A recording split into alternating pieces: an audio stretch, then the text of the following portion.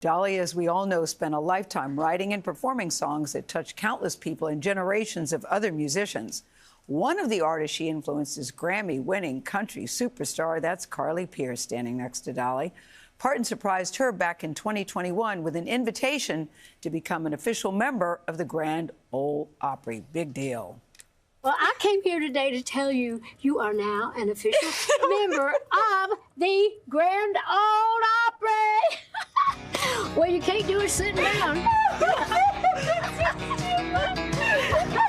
It's official. It's official. Oh, man. Carly Pearce joins us now. Carly, I remember that moment. It is so hard to still say the words that Dolly Parton is no longer with us. Take us back to that moment for you, what you remember about it, and what you remember when you met her for the first time. Oh, my goodness. Well, I got my start at Dollywood at 16, and I met her at the park as a performer, and I remember just staring at her because I couldn't believe she was real. Yeah. And all those years later, the most full circle moment, the only thing I can equate it to is when you're hoping that your significant other is going to get down on one knee and propose. She kept saying Opry, and I was like, Dolly, are you about to say what I think? And she said to me in her most perfect way, well, you can't do it sitting down. She just, her spirit, I wrote on my Instagram, she's exactly what everybody wants her to be in real life. Yeah, and when we got the news, I guess because she was always so upbeat, we had known that she was ill. We didn't know what it was, but she kept saying, it's just a small thing. I'm coming back. I'm working on it. Doctors are telling me I got to clip my wings a little bit. That's why it was still so surprising to get the news. What did you think when you got the news?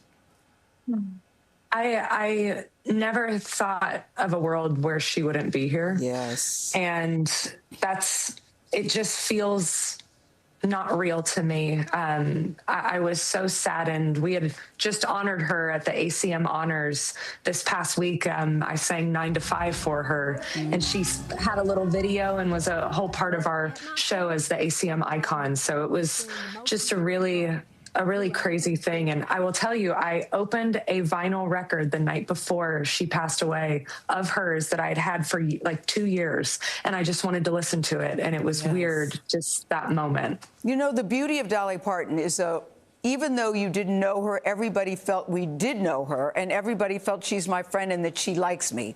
So as somebody who really did know her, what was it? What was her secret sauce for you, Carly Pearce? You know, I had the honor of getting to work with her, and I remember in the studio, or when we were rehearsing, first of all, she always wore heels. That was real. She wore her little high heels, but just she was she was on it. And I guess not that I didn't think that she was, but just watching, she doesn't miss a beat, and she didn't miss a beat all these years later in every single facet of her career. And I think she had I would say she's the quadruple threat. She's an amazing singer, amazing songwriter, a true businesswoman with the biggest heart. And there will never be another. I totally agree with you on that. Did she teach you, or what did you take away from her business acumen? Because I love that one of her famous things, she had many Dollyisms, as we know, but she never got tired of the dumb blonde jokes because she said, A, I'm not blonde, and A, I'm not dumb. And so I think people sometimes underestimated her because she was small, she was giggly, she was very girly. Did you look at her business acumen and say, okay, I want to be like that one? Yes, and getting to see her in action, she was so articulate, and she kind of, to me, what I find to be really inspiring is you think about, she was 80, and for decades she continued to raise the bar. I mean, so much so, look at everything she's got going on right now, a musical, a new hotel in Nashville, her travel gas station in Tennessee. I mean, the woman never stopped. Her jeans line at 80, and you just go, there's something to be said for always pushing and never thinking that you've quote unquote made it.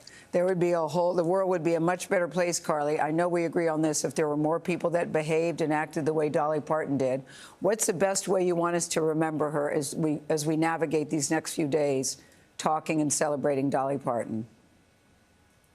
I think when you think of Dolly, you smile. And I hope that that love and acceptance and that best friend energy that she gave all of us will carry on. And I know that I want to be a little bit more like Dolly. Yeah, me too. Me too, Carly. Thank you so much for taking the time today. I know you're right in the middle of 50 million things. We really appreciate your time this morning. I'll talk to you later. Thanks for having me. Bye, girl. Country star Lauren Alaina is just one of the talented artists shown love by Dolly Parton through the years. She will join us live from Nashville. That's coming up. She's right here with us. Oh, okay, we're up. Good morning, Lauren. Good to see you. I'm here. Lauren said I'm here. Yes, yeah. We're so excited. Don't go to commercial break. I'm like, don't leave me. I'm right here. Hi, how Lauren, are we're so you? happy Good for morning. you to be here with us. Just talk to us a little bit about the impact that Dolly has had on just you, your music, the way you think about music, and your career. I was lucky enough to meet Dolly multiple times, and I actually got to interview her and ask her some questions and just kind of pick her brain. I remember, first of all, I wore a Dolly Parton T-shirt with her face on it to meet her. I am a super fan. I always will be. But as a small town girl with a big dream to write songs and be a country music singer, someone like Dolly, first of all, meeting her, I was mind blown. And she was truly a treasure. So kind. There's the shirt.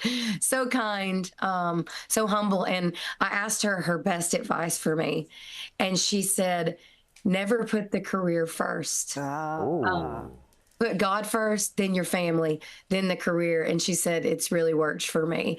And I remember being like, so in awe of her career, and it really was such an impactful thing for me. Because I know, Lauren, we were all in awe of her. You know, the New York Times did something a few years ago and said, is there anything the country can agree on? And the title was, yes, Dolly Parton.